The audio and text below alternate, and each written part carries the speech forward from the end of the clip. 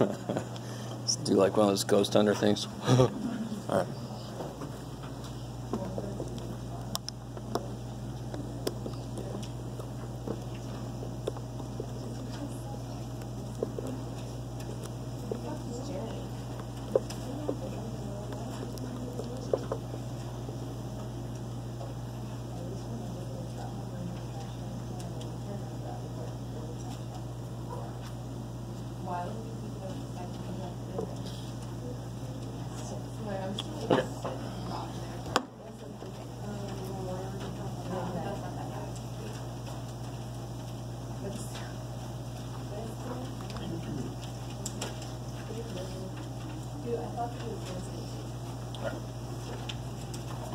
So guys, if there's no questions, we're going to get right back into where we left off.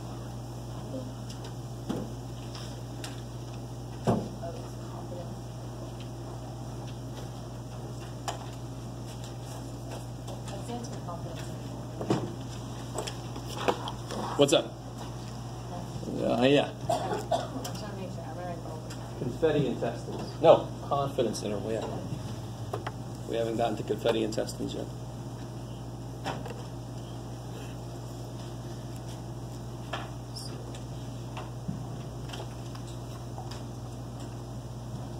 All right. So everybody has one of these now, right? On one side was the confidence interval practice we did. Oh, you need one? Oh.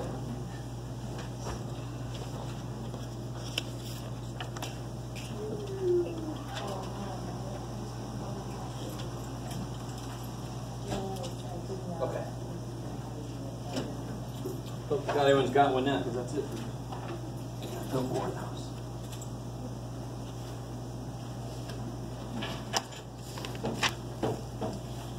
Okay, so just to get us back into the hell was going on before all these shadows. I love it. Oh, what was bad? Oh, poor little dude. I've done it now. Oh well. There you go. Alright, so just have to deal with the shadows. So last time we started getting into, so we left confidence intervals for the moment, of course. We started getting into these hypothesis tests. With confidence intervals, if I made, well, maybe I should do it there. If I made a confidence interval for like this one group of people, they can get your SAT to be between these two scores. And this other group of people could get it to be between these two scores.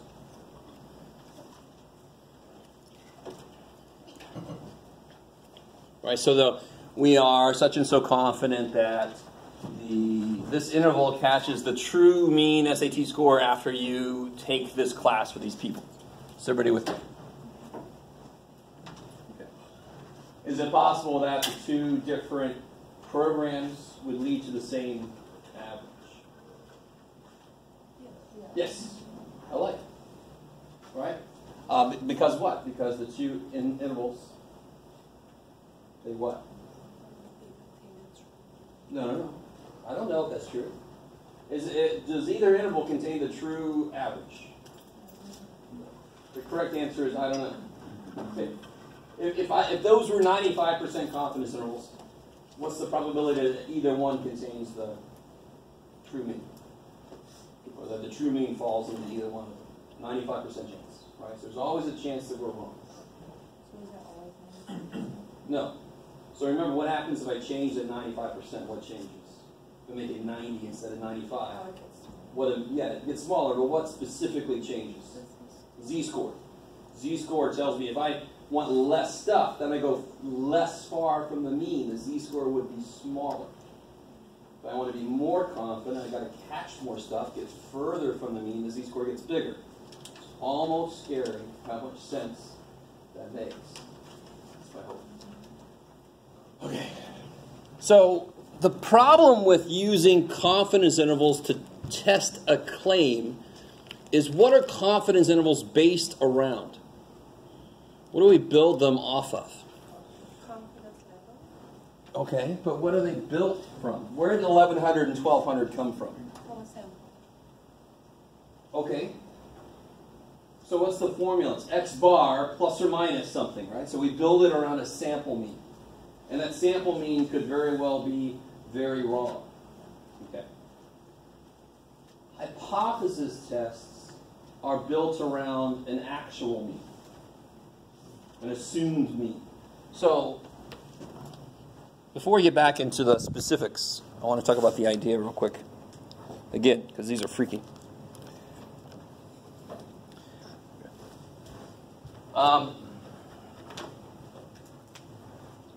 So if there's a claim that something is the mean, and there's some, like, for right now, let's say there's a known standard deviation. So that right there, I know what the shape is.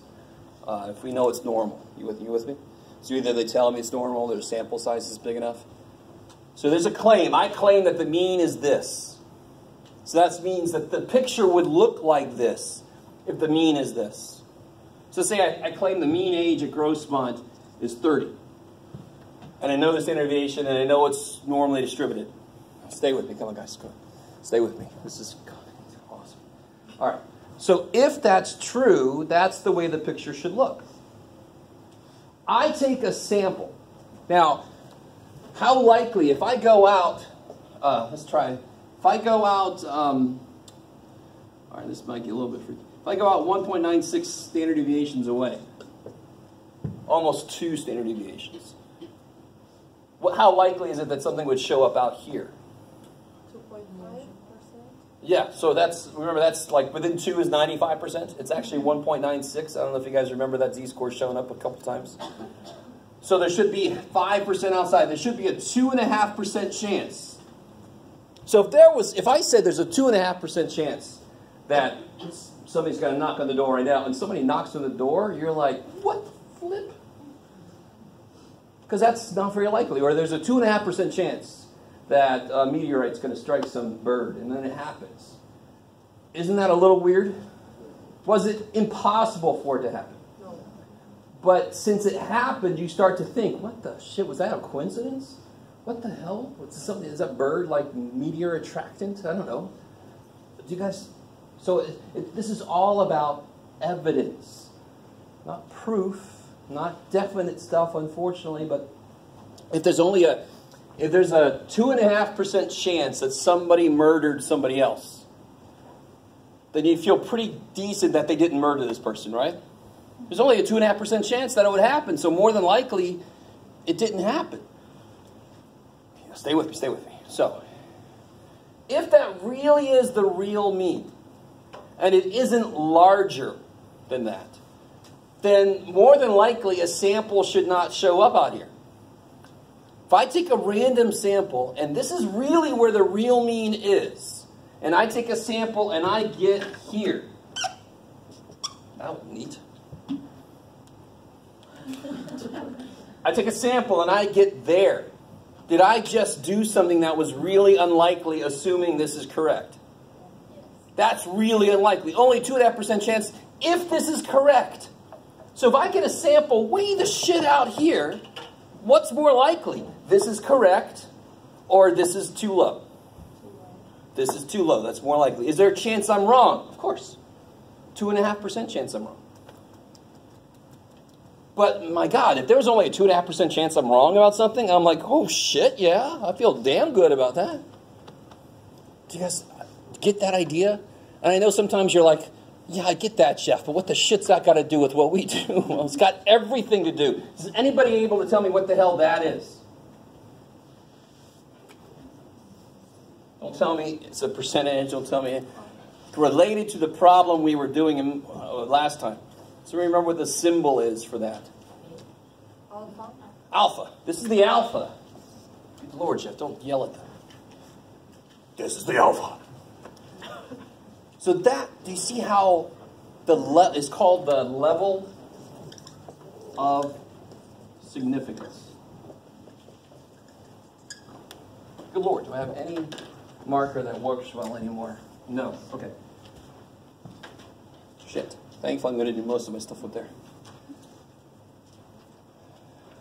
And why do we call it the level of significance? If I made alpha 1%, wouldn't it be more significant that a sample made it in there? There's only a 1% chance then. Then it's more significant. It's more evidence. If I get a sample in there, what do I think is true about this then? We said it earlier, but let me just bring it back. It's too low. It's too low. So I think the picture really should look like this maybe. Is what I found the real mean? Not necessarily. It's just a sample, right? But at least it's evidence that maybe the whole thing should be shifted up. Correct? What's the probability I'm wrong about that? 2.5% chance. Right? If I made this 1%, now it's even more significant. My evidence is more significant. So do you see how I can control the probability that I'm wrong about this being incorrect? If I make alpha different, I control the probability that I'm wrong in saying that this guy is incorrect. Because right now, what's the probability I'm wrong that I think the whole thing is shifted up? It's a 2.5% chance. How would I make that go down, the probability I'm wrong? I'd make alpha smaller. It would be harder to pass the test then. I don't mean my test. I mean this hypothesis test. Okay, maybe. The whole idea, the heart of these tests, is you set up what far enough away is. And then you take a sample to see, did I get far away enough? Okay, maybe. So if somebody claimed, in the next room over, I think the average height is 6'9". What would you just say to that? You say, that's really unlikely. So then you walk out the door and you watch people come out the door. Somebody 6'10" comes out, 7'3", 6'7", 6'10". How are you feeling now about the claim? What do you think? Is it starting to be more and more evidence that the claim looks right? The average height in that room over there, for some reason, is much bigger than the average height of normal everyday students. So then you're like, what's that evidence of? Maybe it's a meeting of basketball players, volleyball players. Maybe it's a meeting of we're tired of getting asked what the weather is like up here club. I don't know. Right? Do you guys get the idea? I mean, the idea is deceptively easy, and then you get lost in all the steps, and I don't blame you. But these steps are still necessary. All right, let's get back into this.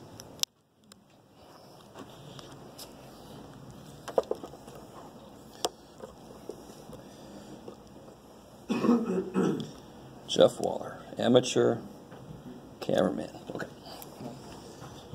So here's where we got to last time. Let's just review what we did here. If you weren't here last time, can you see the claim?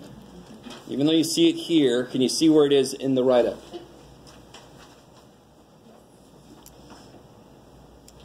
So they won't always use the word believes, but that's obviously, the word claim is a big hint. Or believes or feel or something like that. We feel that, we claim that, we believe that. That must be what the claim is. Lives longer in captivity than they do in the wild. So they're claiming that the mean age in captivity, the mean lifespan, is greater than, longer than 7.25. Now real quick, if I have a feeling about something, I first articulate that, right? I first would say, I think that they live longer. And then what would I go do? To check it. I would go, how do I check that claim to see if the average age really is? I would take a sample. So what would never, ever freaking show up here? The sample mean. It wouldn't make any damn sense. At this step, I'm just saying what I think. I haven't taken a sample yet. So see the, where'd it go? 8.65? Why would I make a claim about that? I see it. I took a sample. I can see that's when they died, after 8.65 years. Why would I claim that it's what I see? That's dumb. I'm going to make a claim about what I'm not sure about. Sample stuff will never show up here. I'm taking a sample to check this. That's one of the biggest mistakes, is to see sample stuff and that just throws you off. Okay. So a claim has been made about the population of northern Minnesota coyotes. Okay. Now, these guys, all right, affectionately known as Ho and Hi. The null hypothesis HO. The alternate hypothesis H1. Okay. What has got to be true about HO always? Okay, that's true. It's going to be the opposite of H1. But what kind of statement will always go there? It has to have an equal sign of some kind, right? So does our claim have an equal sign in it? No. That's why we put it here. Could the claim go here? Not for, I mean, in general, could a claim go here? Yeah, if it had an equal sign in it, it would go here. And like Joe said, where I put the claim down, what goes in the other place? The opposite. So these are these two guys. I always see like two old guys in some coffee shop looking at the paper. You're wrong, you're wrong. You know, they disagree with each other. They have complete opposite ideas. Whatever one thinks, the other one thinks the opposite. Keeps them going. Gets the blood flowing. All right, you guys have seen these people in the coffee shop? All right, that's going to be me in a few years. Oh, gosh. All right, so part A, the first step is just, what the hell are we talking about? That's part A. What's the claim? Set up these statements. How do I tell it's a one-tailed test? What over here tells me it's a one-tailed test? Yeah, the H1, that's the one I can show evidence for, is greater than. Why does it make sense? HO is always going to have an equal sign. Can I prove that the mean age of Grossmont equals a number by taking a sample? Hell no. But if somebody thought the average age was 17, I could very quickly show evidence that they're wrong by taking a sample and it's much higher. You guys with me? So a sample can show evidence that something's different, but it can never show evidence that something equals something. Maybe, maybe. So that's why the one without an equal sign, the H1. I don't give a shit with the claim. I care about the claim first, then I don't give a shit about it till the end. So which one of these sets up the tail, or tails, is H1. That's the extreme. It's like greater, less, or different. That's what I can show evidence for. Okay. I'm pleased, dear God. These problems are not short, but whenever I do this, people are like, holy shit, this is taking forever. Because I'm explaining the hell out of every step. So it's not going to be quite this long every time. Okay. So the next thing we do, of course, this kind of makes sense, is now that we know what we're going to talk about, we've got to know that we can actually use our statistics to look at it. And the big thing there is, do I use z-scores or t-scores, or can I actually not do this at this level? So what tells me I can do something? No. If it's a normal. If it's normal. So either it says it's normal, or the sample size is greater than 30. At least for a mean problem. We'll get to the percentage problem later. Okay, so is this normal enough? Yes. The sample size is big enough. So I can do something. Now what tells me which thing to do, Z or T? Standard deviation. Which standard deviation do I know? The population one. Don't say we know the standard deviation, so Z-score. No. Which standard deviation? Which one? That's what tells you Z or T. Why were T-scores invented? To cover our ass for not knowing sigma, only knowing S. That is why they were invented. You guys, semi with me. I love you guys. Doing a good job. You're staying with me. You're like, good Lord. Shut up. No, I'm not going to. Do that. We'll take it personal. Now this guy, this is the one we were just talking about a minute ago. So this actually, we can look at it as the probability that I'm wrong if I think that the mean really is in a different place. That's what that is. So they made that probability really low. This is sort of like, this is an example of I'm not in a nuclear reactor. Remember, if I'm in a nuclear reactor, I'm going to make that probability high. that means that I would get off my ass and do something quicker. Here, I'm going to wait till it's like way the shit over here to go do something or to think that something off. If I was in a nuclear reactor and this could blow up, I would make this freaking 0.2 or something, right? The minute it starts to go towards the yellow, I'm like, what the shit? Don't want Godzilla. Or whatever. Bryan Cranston's wife dies. It's just terrible. No? Okay. So everybody with me so far? Now, I think last time I drew some extra stuff on this. So let me redraw this picture. So here's what we call this the rejection region. We're going to explain why that's called the rejection region right now. So it was a one-tail test. Why was the tail up here? Because it's greater than. I like it. So the evidence would be up here. So if I get any sample that's below this, that is obviously not strong enough evidence that it's bigger. Evidence that it's bigger has to be way bigger. Okay, maybe. In fact, how much bigger? This much. We looked at, how did we get 2.326 before? What are we using, z-scores or t-scores? But I'm going to look at the t-score chart. Why? At the bottom are z-scores, and it's set up perfectly for freaking hypothesis tests. Some of them will be one-tail tests, some will be two. What do I have? One tail. 0.01. All the way down, 2.326. Stay with me. Oh my gosh. The sighs are coming. Winter is coming. So we got this is now for this problem that is far enough away. You with me? If somebody said, I think the average grade was an 80, and they find out it was an 81, would you say, you were wrong, you're so wrong? Would you? No. But if they say, I think the average was 80, and they find the average grade was 97, you were wrong, you were way wrong. I mean, so evidence that something is wrong has to be like really far away. So a big step in this whole thing is, what the shit is far enough away? How far above the mean do I have to be until it's like evidence? Okay. In fact, remember, is the sample actually bigger? Even after everything I say, I still have somebody go, why did you do all this? 8.65 is bigger than this. Why do you do all this shit, Jeff? My God. Why? Why is that not enough evidence? It is bigger than that, so why don't I just stop at the beginning? There, Jeff, you did it. Yay, Jeff. I love it. You guys are like, yeah, why not, man? Let's do that. Next chapter. Why is that not good enough? Where'd the 8.65 come from? Yes. I got everybody's hopes up. The card in this man's sticker. Yeah, as well. Yeah. No. All right. Where did 8.65 come from?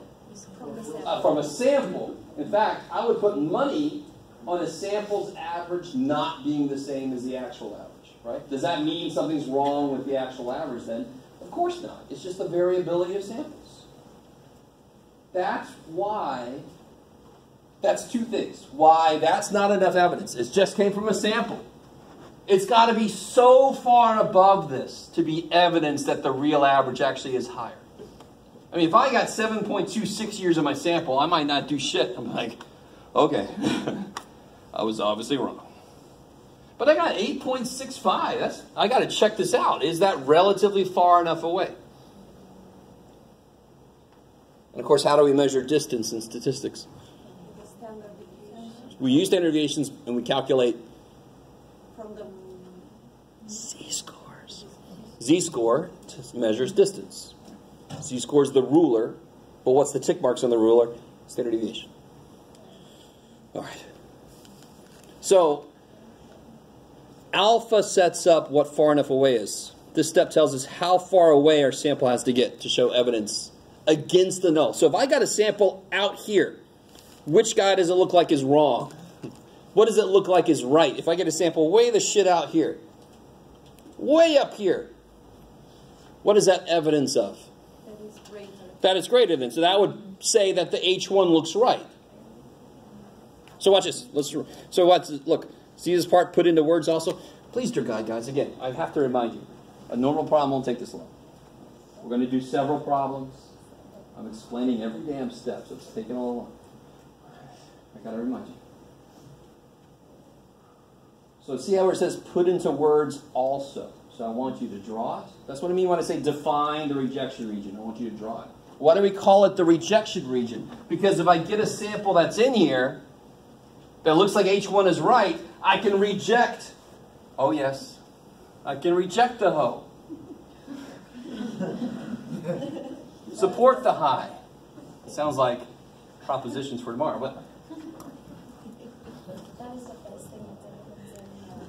What's that? I said that's the best thing that's ever been said in that. Really? Okay. All right. Well, I have a feeling the bar was pretty low on that, so I'll only feel so good about that. But that's all right.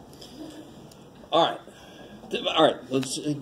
So I'm sorry. I do like to let this be a little light. So I like that we can talk. Reject the whole sport. But you guys get the idea. If it's that far away, from here, where's the null hypothesis? Where does it think it should show up? In here. Because it thinks it's less than or equal to, so it should be in here, right? So if I get here, that's good enough for me to tell that old man in the coffee shop, you're wrong, old man. I found evidence for this one. So if, oh shit, okay. If the z-score we're going to calculate on the next one, we still have to calculate a z-score for this guy. So here's what far enough away is. I'm going to calculate what I call z-star just because that's the one we calculate. I want to make it, we already have a z-score down here, don't we? There. So I call the one we're about to calculate z-star. If z-star is bigger than 2.326, what does that mean we can do? We can reject the null hypothesis, the hoe. We can reject the null. We can support the high. If we get a sample that is more than that far away, we can reject the one who thinks it's equal to that mean. We can support the one who thinks it's bigger. Does that make sense? If we don't get in here, then we fail to reject the null, fail to support the high. The wording actually is important. We never accept shit. Because that sounds like we proved something. We're only finding evidence for or against something. Right? We can't prove anything. Sounds very much like real life. Okay. Summarize the sample information. So tell me, from the sample, what was the mean? No. 8.65. What was the standard deviation? And this is the population one.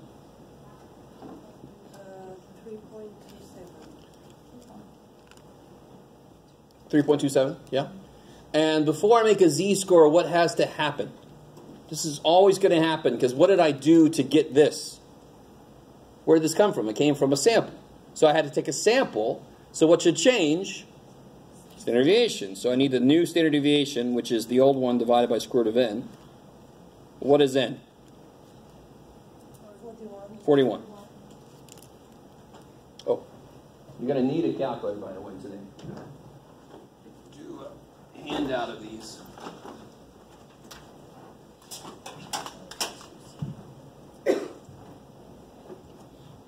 Okay, so let's see, we got 3.27 divided by square root of 41. So I get 0.511, roughly. Woo! Okay. You guys with me? And then Z star, I said a long time ago that there's never a different z-score formula. It's always the same formula. It's my stuff minus the middle. Here's a big thing about hypothesis tests. We assume that this is right. We assume that 7.25 is the real mean, and we're trying to show evidence against that. So that's the mean. 7.25 is the mean. So what's my data? 8.65 minus 7.25 divided by the standard deviation, 0.511. So the z-score formula is always the same. It's my data minus the middle divided by the spread. So let's see what we get here.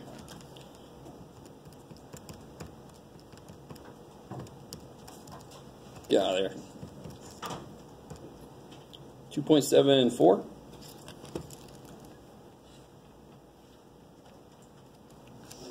There's another reason why I like to call it Z star. Where is that on the picture? Let's go to this picture. Where's that on the picture? Yeah, it's up here, right? Put a little star here. Here's my 2.74. So did we make it into the rejection region? Yes. And why is it called the rejection region? Because if I make it in there, I reject the null. I support the high. So would you say that our sample was pretty far away from the mean that was in the claim? Yes, it's 2.74 steps away. That's pretty damn far. In fact, it's farther than it had to be to show evidence. There could be a problem where you need more evidence than that. But for this problem, that's enough evidence. It just had to be greater than 2.326, and I am. So that means I can reject the null. So right here I can write reject the null, support the high. I'm going to come back to the p-value thing. You guys see the p-value? I'm going to come back to it in a minute. I want to finish this, and then that's like an extra step. You guys with me? We already know the answer. We found evidence. We succeeded, right? We have found evidence. Does it make sense that the last step is the conclusion? It should be written in terms of what the claim was. Somebody's like, I think it's more than 100. Well, I found evidence that it's less than 100. All right, just say that you found evidence that I'm wrong. I mean, I want to talk about the claim. What was the claim? Which one was the claim? Which one? Which statement? Which old dude? First. Oh, H1 you mean. Okay, I'm sorry. This is the first one. This is the second. So H1, that's the claim, right? The claim is this guy. This is a step that everybody gets, and I know you're all confused about every damn step right now, but this step right here is the one that people really, really get confused about. There's nothing to be confused about. Which statement is the claim? H1. So how am I going to word my conclusion? I'm going to use this language right there. If the claim was HO, I would have used this language up here. Please let that make sense. Everybody's like, how do you know what to say? Well, which one's the claim? That tells you what language to use. So here's how this conclusion is going to sound. We have found sufficient evidence. You like it already, don't you? You're like, all right, there's a lot of words already, Jeff.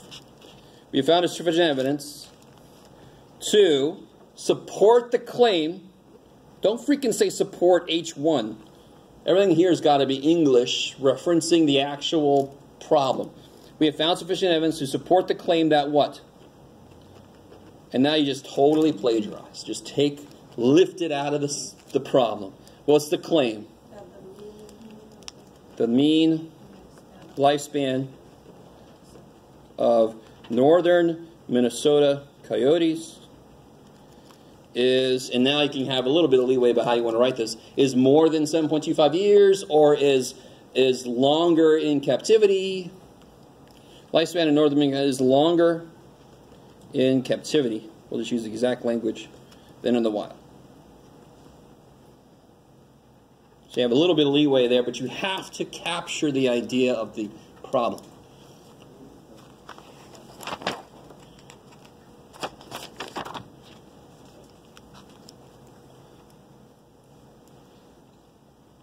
Of northern Minnesota coyotes is longer. I'm just taking the language right from the problem. In captivity than in the wild. Which on one level makes sense, but on the other level maybe you don't know. In captivity, they're protected from other things, they're given food, but they also don't want to be there necessarily, so, you know. All right, how are we doing so far? Oh, shit. All right. Okay, so we are now embarking on, we're going to do so many of these.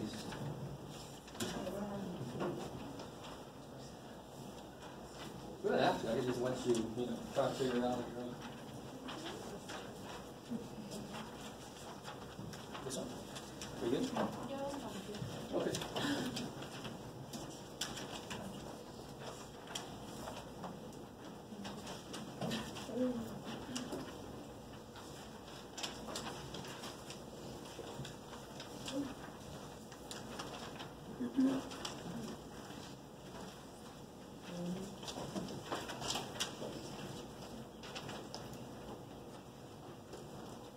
Oh yeah.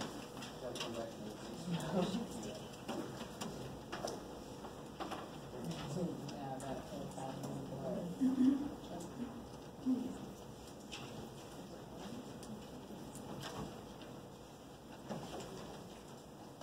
Okay. Here, before you get too far away, I forgot all about last thing on this problem here. The p-value.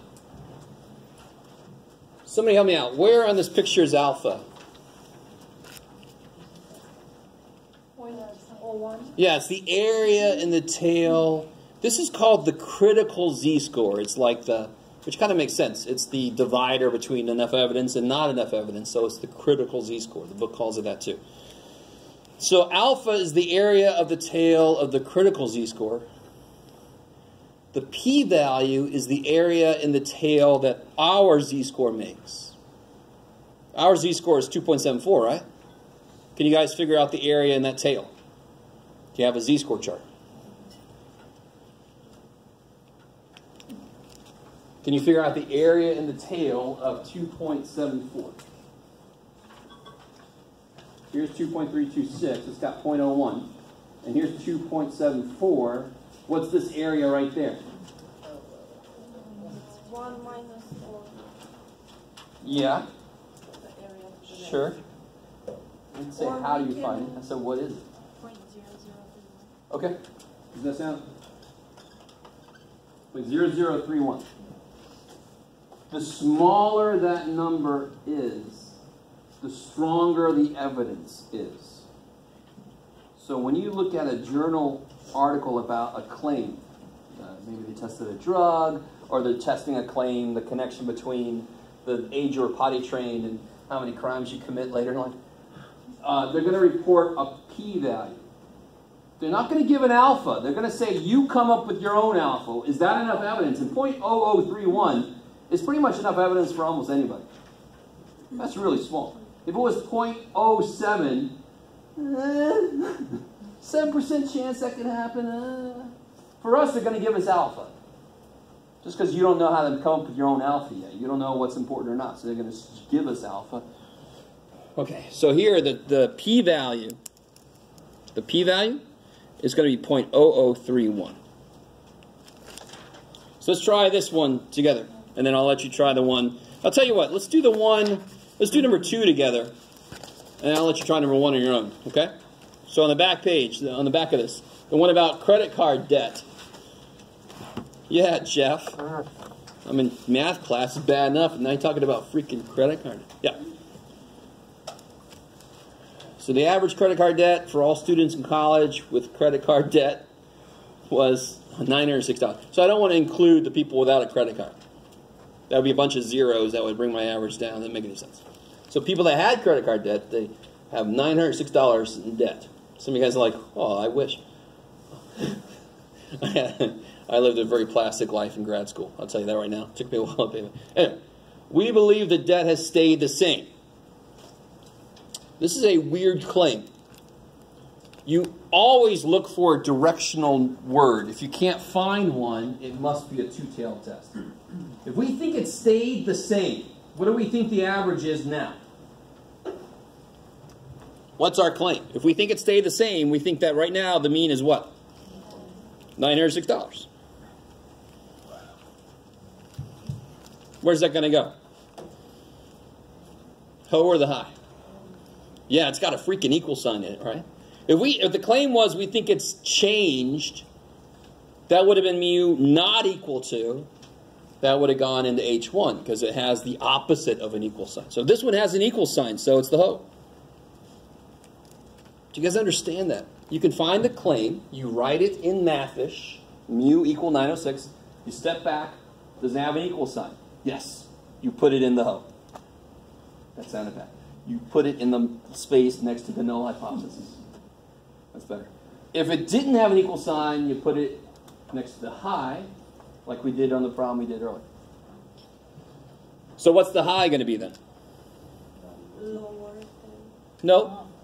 No. Have we taken a sample yet? Do not look at this. What's the opposite of what I have so far?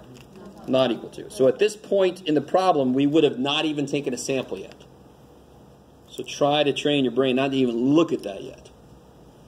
Is it going to be a 1 or a 2-tail test then? 2-tail. Because how can you be not equal to something? Greater or less than. In fact, the symbol used to be this. You see that? Didn't it look a little freaky? Yeah. So we didn't like the 2 symbols, so we just made it this. But that's kind of cool. That showed you could be less or greater either way. So if I said, I think he's 48, how could I be wrong about this person's age? They could be older or younger. All right, there you go. So I can find evidence in either direction now.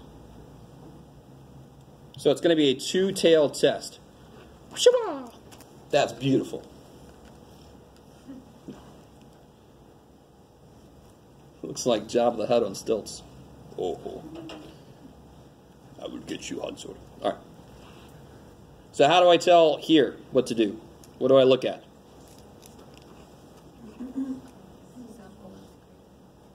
All right, sample is how big? 81. That's greater than 30. Check. What does that mean exactly? Normally enough. That tells me I can do something. Now, which thing can I do? Z or T? This is a little bit evil, but I want you to see. Yes? Oh, you were like, I thought I knew, and then you said that. It's definitely T-score. Why? The standard deviation we have, where did it come from? The sample. You guys see that? So I get everybody, a lot of people go, I know the standard deviation. It's right there. So it's a Z-score, Jeff. No, not. There's no the standard deviation. Which standard deviation? That came from the sample, didn't it? Does it say it did directly? No. You just got to read and take it from context. From a sample, we find these things. Therefore, that's S, not sigma. Sigma, unknown. Only know S. So therefore, we have to use T-scores. I can't get over Jabba the Hutt with the stilts. All right. Now, there's something I set up in this paragraph that we need for this step. What defines the rejection region? What do I need to know? I know it's 2-tailed, so I need to know how many tails. How Ah, 0.02. What's up, 0.02? That's in 2 tails. Yes, good. I like it. So, can you look that up? What's the degrees of freedom? Degrees of freedom. 80. It's a 2-tailed test. T-score chart kicks so much ass. It's just so set up for this. So you look it up exactly the way. Okay, it's a 2-tailed test. Alpha is 0.02. Do I go all the way to the bottom? No. No, I stop at 80. 2.374, yeah. What do I do with that? 2.374. What do I do with that? Minus. Good. Negative 2.374. Positive 2.374. And shade in this outside here. So the null thinks it should be in here, and the high thinks it should be out there. How do I say it in words? Where does my sample Z star have to show up? Either it has to be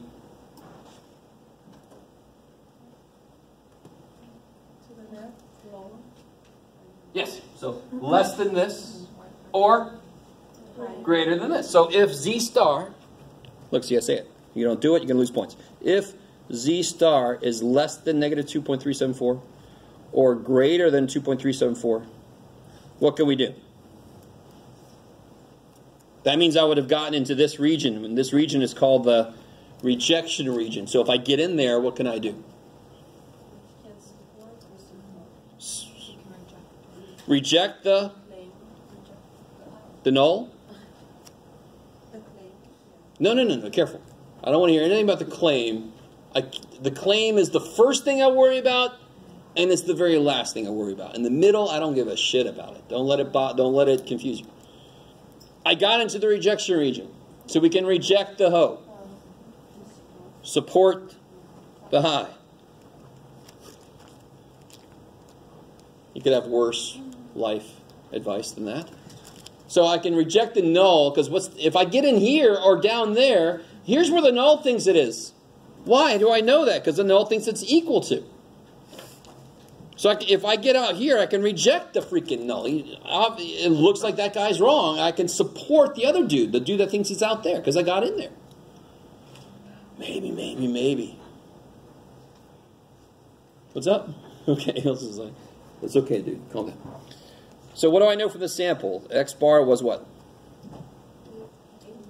880.34. What was S? And here's where everybody freaks out a little bit. You should be over this by now. When I divide by square root of n, I don't make a sample standard deviation. That's crap. I take it from an individual spread. This is the spread for individuals. I need the spread for groups of size 81. So I don't care if it's S or sigma. It's an individual spread. So I got to still change it. The old one divided by the square root of n. Dude. Whatever that is. Divided by 9.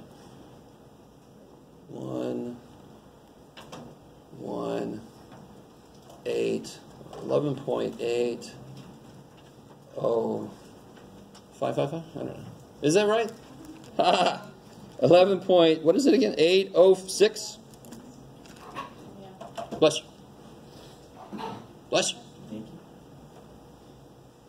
Okay, it's my one skill. I have to show it off every now and again. So now you can just make Z star. Z star, what's our data? What goes here? What's our data? 880.34. So the stuff we found from the sample always goes here, minus what we're assuming the middle to be, 906, divided by the new standard deviation. I'm really curious. Let's see. 0.34 minus 906. Get out of there. 06. Divided by 11.806. God, I can't hit the O. All right, I like it. Negative 2.17. I couldn't remember how I designed this to come out. That's Z star. Oh, I can feel it. You guys are like, oh my God, this is so awesome. Not really. Okay. Where is that on the picture? Go right back to the picture immediately. Where is that? It's in between. It's like up here. Did we succeed? Did we get in there? Succeed means we found evidence. Did we find enough evidence? Nope. What's find enough evidence mean? It means getting out here or down there. Why is this not over there, Jeff? Is that why you guys are looking at me weird? You should be looking at me weird. It's negative. There we go. Good job, Jeff. My one skill and I failed.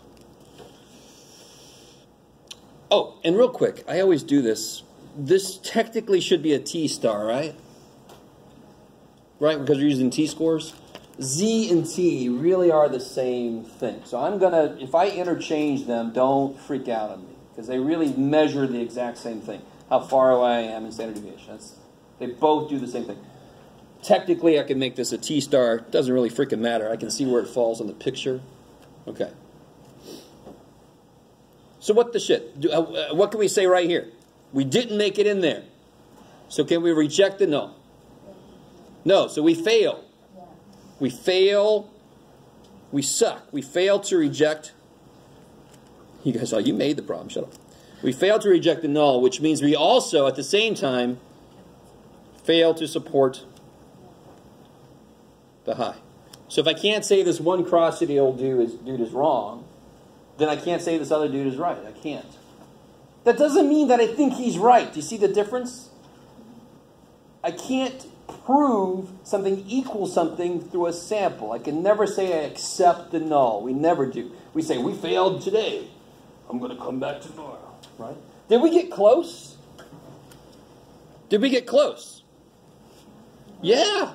So maybe I'll just take a bigger sample, or I'll make sure that it's a really, truly random. I'll make sure that it didn't make any stupid mistakes in how I collected it. I'll do it again. If I would have gotten, 0.02 here, I would have been like, maybe I'll give up on that. But this is really close. I'm going to try again. So I'm not going to say accept it and, that's done. I'm going to try again. So what's my conclusion? Okay, so remember. Okay, so the very first thing I worry about is the claim. The very last thing I worry about is the claim. Which one is the claim, the ho or the high? The ho. So what language am I going to use? The language that relates to the null hypothesis. So did we succeed? No, we have not found sufficient. You guys cool with my little shortcuts of words? We have not found sufficient evidence to reject the claim, oh my God, that what?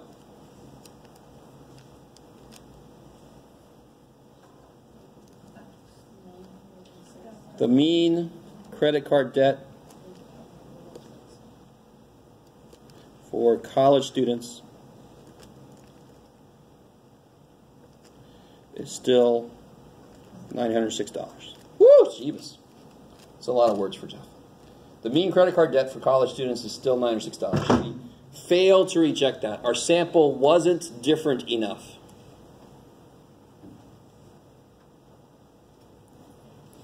And if you look at the numbers, it looks like it will be. I mean, it's 906 versus 880.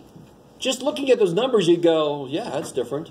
But everything that came together, this fact that the standard deviation was big, the fact that the sample is okay, but not crazy big, all those things worked against us. Okay, now, here's exciting.